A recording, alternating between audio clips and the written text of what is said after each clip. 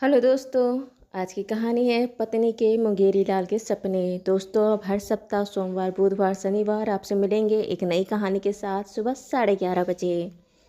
सुहासिनी जी अपने घर के बाहर के बरामदे में बैठी हुई थी। तभी अपने घर के गेट खुलते हुए देखती है तो सामने से उनके नए पड़ोसी सरिता और उसके पति दिलीप आ रहे हैं।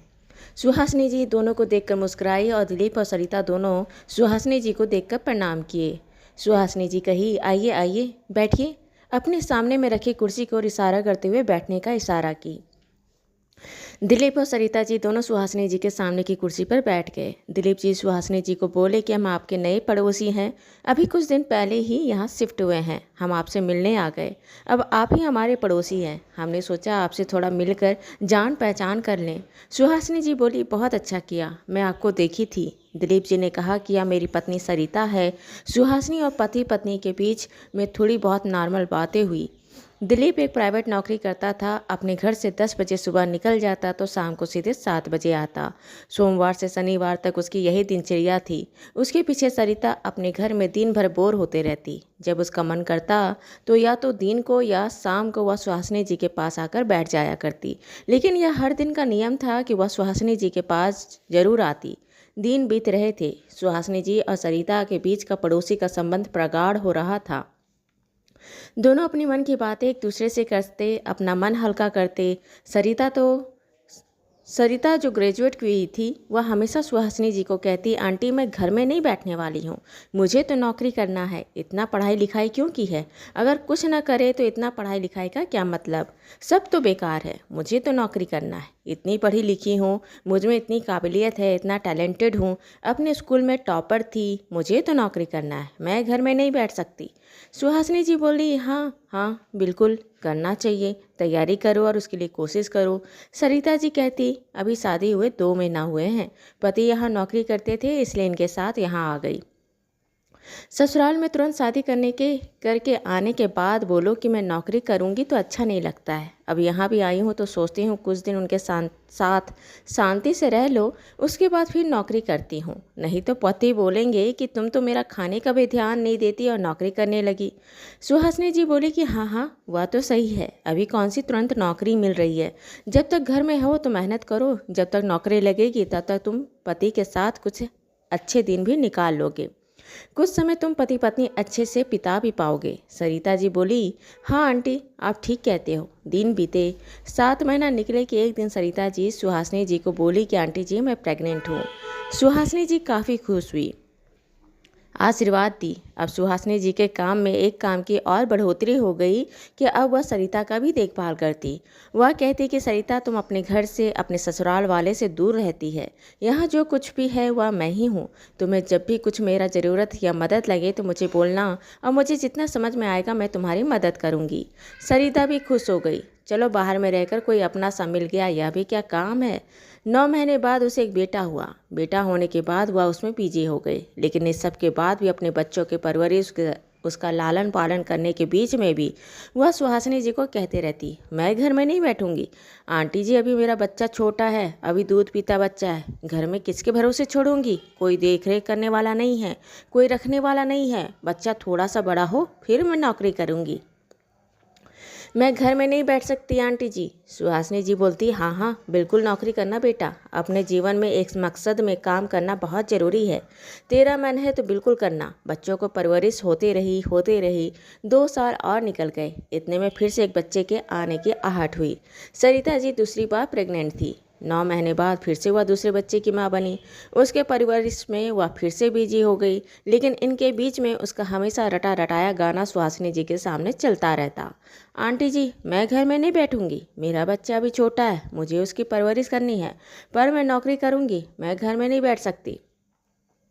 सुहासिनी जी 5 साल के रिश्ते में वह इतना समझ गई थी कि सरिता थोड़ी बड़बोली है। उसे नौकरी करने का शौक तो बहुत है, लेकिन उसके लिए मेहनत करना, उसके लिए तकलीफ उठाना, उसके लिए कोशिश करने के लिए वह तैयार नहीं। वह चाहती तो है कि वह भी बाहर जाए कमाए, लेकिन वह उसके लिए संघर्ष नहीं करना चाह रही थी। वह कभी अपने पति का बहाना लेती, कभी ससुराल वाले का बहाना बना लेती और कभी अपने बच्चों का बहाना लेती, लेकिन वह नौकरी नहीं करना चाहती थी। नौकरी करने के लिए वह कोशिश नहीं करती थी, बस कहती थी कि मैं नौकरी करना चाहती हूँ, मुझे नौकरी करना है। सुहासिनी जी भी क्यों बोले और बोलकर क्यों बुरी बने। जब भी सरिता उनके सामने बोलती कि नहीं आंटी जी, मुझे तो नौकरी करना है, मैं घर नहीं बैठूंगी, बच्चे बस थोड़ी बड़े हो जाएं। सुहासिनी जी भी कहती, हाँ, बच्चों को जब दुनिया में लाई हो तो उनके लिए करना भी पड़ेगा, किसके भरोसे छोड़ सकती हो। अभी बच्चे को देखो, बच्चे बड़े हो जाएं तो फिर नौकरी कर लेना, नौकरी कहाँ भागा जा रहा है। धीरे धीरे दूसरा बच्चा भी बड़ा हो गया, दोनों बच्चे स्कूल जाने लगे। सरिता को शादी कर सुहासिनी जी के पड़ोस में उनके पड़ोसी बनने से अभी तक 10 साल निकल चुके थे, लेकिन वह अभी भी अपना यही गाना गाती, आंटी जी मुझे नौकरी करना है, मुझे घर में नहीं बैठना, क्या करूं, बच्चे बड़े हो जाएं। अभी भी अपना काम वह थोड़े कर सकते हैं। उन्हें सुबह उठकर तैयार करना, टिफ़िन बना कर देना, स्कूल छोड़ने के लिए जाना, स्कूल से लेकर आना, उनको खिलाना, उनके कपड़े पहनाना, उनके कपड़े धोना, इतने सारे काम होते हैं कि समय ही नहीं मिलता। थोड़े और बड़े हो जाए फिर मैं नौकरी करूँगी, मैं घर नहीं बैठ सकती। सुहासिनी जी मुस्कुरा देती, कहती, हाँ कर लेना। अब वह कहे भी तो क्या, अब वह बोलना भी छोड़ दी थी, बस मुस्कुरा देती। बच्चे थोड़े और बड़े हो गए, 8वीं 9वीं क्लास में आए तो सरिता कहती, अभी बच्चे बड़े हो गए हैं, अभी का समय ही तो है उनकी ज़िंदगी बनाने का, अभी उन पर ध्यान नहीं दो तो क्या मतलब, बच्चे बिगड़ जाएंगे, अच्छे परसेंटेज नहीं आएंगे, बोर्ड में 12th में अच्छे परसेंटेज नहीं आएंगे तो अच्छा कैरियर बनाने में उनको अच्छे कॉलेज में एडमिशन नहीं मिलेगा, अच्छे कैरियर नहीं बना पाएंगे। इन सब के लिए तो मुझे रहना पड़ेगा ना बच्चों के पीछे। आंटी बच्चे थोड़े और बड़े हो जाएं, एक बार कॉलेज में चल जाए फिर तो मैं फ्री हूँ, फिर तो मैं नौकरी करूँगी, और नहीं तो मैं कुछ ना कुछ तो काम करूँगी, मैं घर नहीं बैठ सकती। सुहासिनी जी फिर मुस्कुराती। बच्चे 10th और 12th कर अपने माँ पिता के घर से बगल के शहर में पढ़ाई के लिए भी चले गए। दोनों बच्चे बाहर रहने लगे थे, पढ़ाई कर रहे थे। अब घर में सरिता जी दिन भर अकेले रहती, लेकिन अब वह कहती कि बच्चे बाहर चले गए, घर खाली रहता है, मन नहीं लगता। आंटी जी कुछ भी काम में मन नहीं लगता, घर सुना सुना लगता है, काटने को दौड़ता है, बस किसी तरह 2 रोटी बना लेती हूँ और खा लेती हूँ। लेकिन आंटी जी हमेशा तो ऐसा नहीं रहेगा, अभी तुरंत बच्चे बाहर गए हैं, उनके बिना रहने की आदत नहीं है, कुछ दिन हो जाएगा, मैं भी नॉर्मल हो जाऊंगी, फिर तो मैं नौकरी करूंगी, मैं घर में नहीं बैठूंगी। आंटी जी मुस्कुराती। कुछ दिन और निकल गए, बच्चों का पढ़ाई पूरा हो गया और उसकी शादी की बात चलने लगी। शादी के बाद चलने तक भी सुहासिनी जी के सामने सरिता हमेशा कहती, मैं घर नहीं बैठूंगी आंटी जी, अभी बस यह काम निपटा लूँ और फिर मैं फ्री हो जाऊंगी, फिर मैं अपना काम या अपना नौकरी करूंगी, मैं कुछ भी करूं, घर से करूं, लेकिन मैं काम करूंगी, मैं घर नहीं बैठ सकती।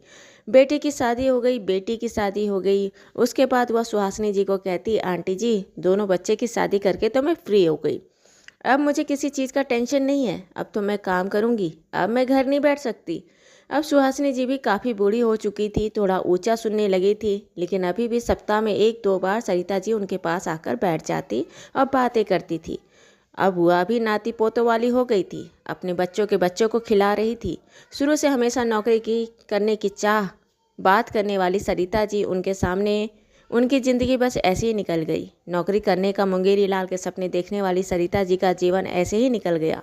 सुहासिनी जी के लिए यह बात मायने नहीं रखता था कि तुमने अपने घर में अपना जीवन अपने पति अपने बच्चों के लिए काम करते निकाली हो। यह भी तो दुनिया का सबसे बड़ा 24 घंटे का नौकरी है जो सब नहीं कर सकते।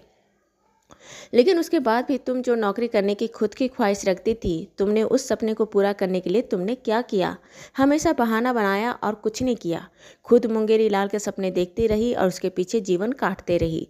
सुहासिनी जी आज भी सरिता जी को देखती तो बस मुस्कुरा देती। हाँ, इतने सालों में मैं बस इतना अंतर आ गया था कि अब सरिता नौकरी करने का बोलना भूल गई थी या बोलना छोड़ दी थी। जिंदगी के 50-55 साल निकल गए थे। वह भी उम्र के उस पड़ाव में आ चुकी थी कि अब वह क्या नौकरी करती। शायद रोज आईने में खुद को देखते देखते उसे भी आईने ने यह सच बता दिया हो कि तुम्हारी आंखों के सामने ही तुम्हारी ज़िंदगी निकल चुकी है, अब बोलने का कोई मतलब नहीं। दोस्तों, ये कहानी आपको अच्छी लगी हो तो इसे लाइक करें, शेयर करें, सब्सक्राइब करें और मिलते हैं एक नई कहानी के साथ एक छोटे से ब्रेक के बाद। धन्यवाद।